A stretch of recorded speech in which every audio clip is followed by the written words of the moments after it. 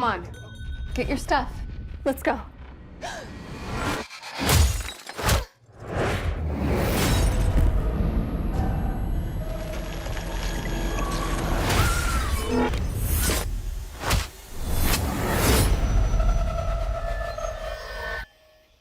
Let's try that again. You're showing off. Maybe a little. I have always really loved Marvel movies. Madam Web was very enticing to me. Hi. Cassie Webb, this movie is before she ends up in a wheelchair. She's hyper intelligent and her greatest superpower is her mind. I knew he was gonna die. I saw it. When Cassie begins to experience her clairvoyance, she thinks she's losing her mind. You are the only one who can change the future. Madam Web is unlike any other superhero. When you're thinking about how Spider-Man flies through the air or Venom when he changes, it's so mythical to us. But with her, it's all psychological. I can see the future. And I found that incredibly exciting to explore. Let's try that again. These visions are quite fragmented because she doesn't see anything clearly. I've seen that man before. So who is he? Ezekiel Sims. He was in the Amazon with my mom right before she died. Madam Web brings these 4 superheroes worlds together. You don't think this is weird? How we're all connected? It's honestly like the least weird thing that's happened all day. It's the genesis and the inception of what will become. You're showing off. Maybe a little. Welcome back, everyone. It's Charlie. Marvel and Sony dropped the new Madam Web trailer, so we finally got to look at what's actually going on. So a bunch of Easter eggs here, a bunch of Spider-Man stuff too, so we'll break it all down. If you're brand new to the channel, be sure to subscribe to get all the videos. But the whole idea is that you see Dakota Johnson's Cassandra Webb sort of in the process of getting her powers. Like you see her in the future when she already has her powers of prescience, but she hasn't been able to completely control space and time yet. Like in the featurette, she says that it's before she winds up in the wheelchair. Most people remember that version of Madam Web. If you don't remember Spider-Man the Animated Series, I would definitely recommend checking it out. It is one of the best Spider-Man series of all time. But Madam Web was huge during that series, like the full version of Madam Web in the chair. That version was actually played by Stan Lee's wife, Joan, in real life. There was even a joke about it in one of the final episodes where Spider-Man actually travels to a universe where he meets Stan Lee at the Marvel offices. It was a super meta episode. Not the same guy I've been writing about all these years. Well, Stan, we all have to grow up sometime, I suppose. Even us, characters of fiction. Spider-Man, it's time to go. Who is that exotic lady? That's basically Stan Lee saying that his wife sounds really nice. But the way they start the trailer off, she's actually at the 4-Star Diner, which is a location from the Spider-Man comics. They're facing off a version of Ezekiel Sims, who has his own Spider-Man powers, who's coming to kill all these different versions of characters who become Spider-Woman because of who they become. But when he's attacking them here in this diner, they haven't become Spider-Woman yet. Sydney Sweeney is playing Julia Carpenter. You see her in her costume later in the trailer. It looks like her costume in the comics.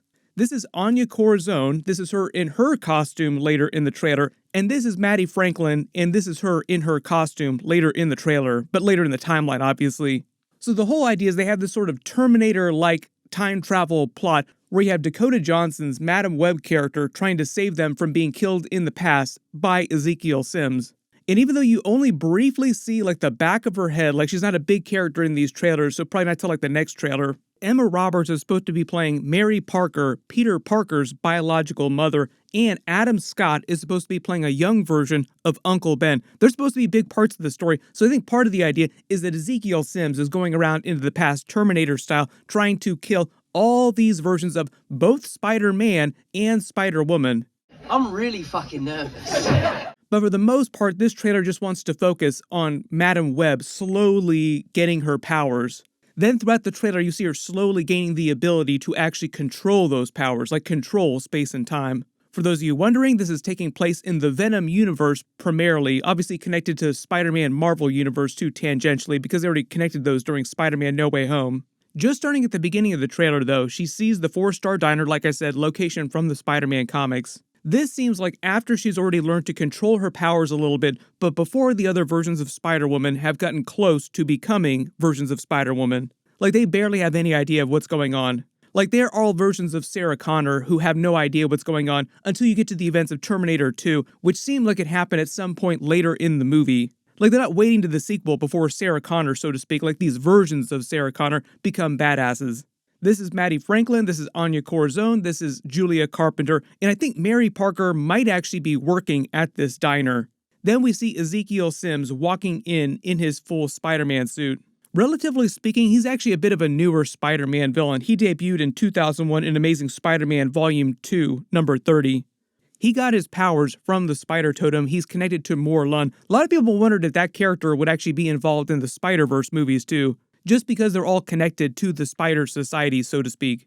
They already connected Spider-Man across the Spider-Verse to like the live-action Spider movies. Like Donald Glover's Prowler is the live-action one from Spider-Man Homecoming.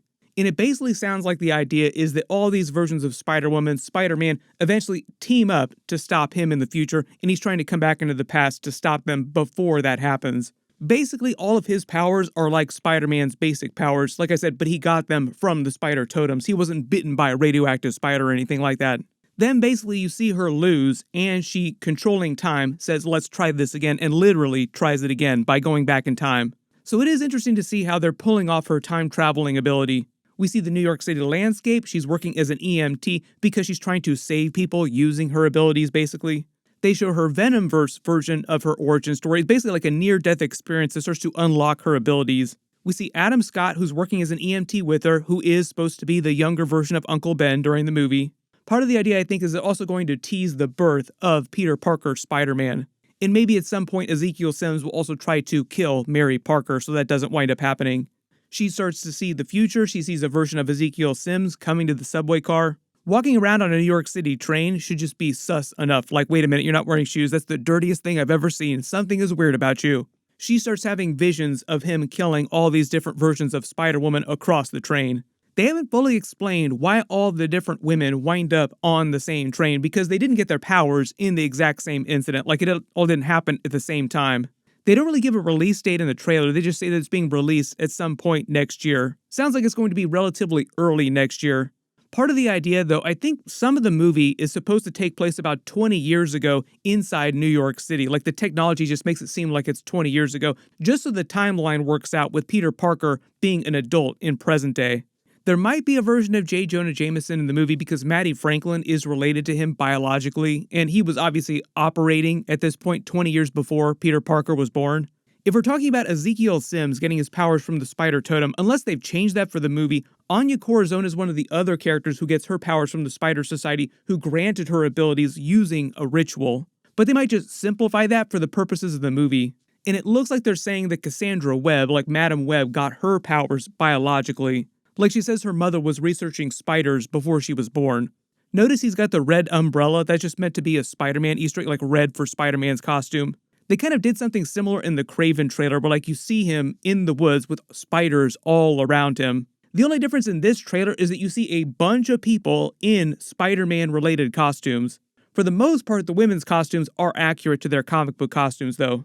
You see Sydney Sweeney using a version of her sonic webbing from the comics, so this is comic book accurate to her abilities. What I'm guessing though, just the way they're building the hype in the trailer here, is that by the end of the movie, you'll see versions of them using their powers in a big final battle against him.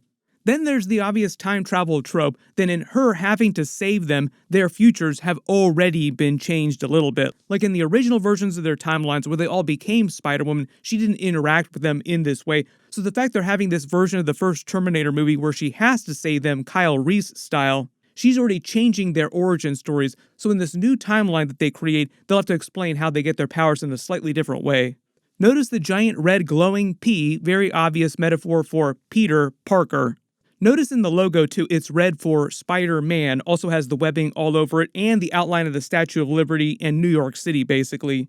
One of the other big questions when they announced the movie too is that she's going to be part of the reason why all these different versions of characters from like the Spider-Man universe connect with the Venomverse, pulling everyone together by the events of Secret Wars, because they actually kind of did a version of this during Spider-Man the Animated Series where she brought Spider-Man to Battleworld.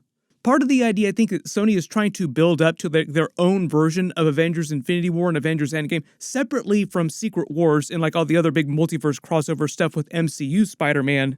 So I do think in success, like if everything goes well with this movie, and who knows, big question mark there, they'll use her abilities as a way to explain how everybody starts coming together. Like she'll be the version of Doctor Strange that sort of goes around the multiverse, collecting everyone, putting this multiverse team of Spider-Man together.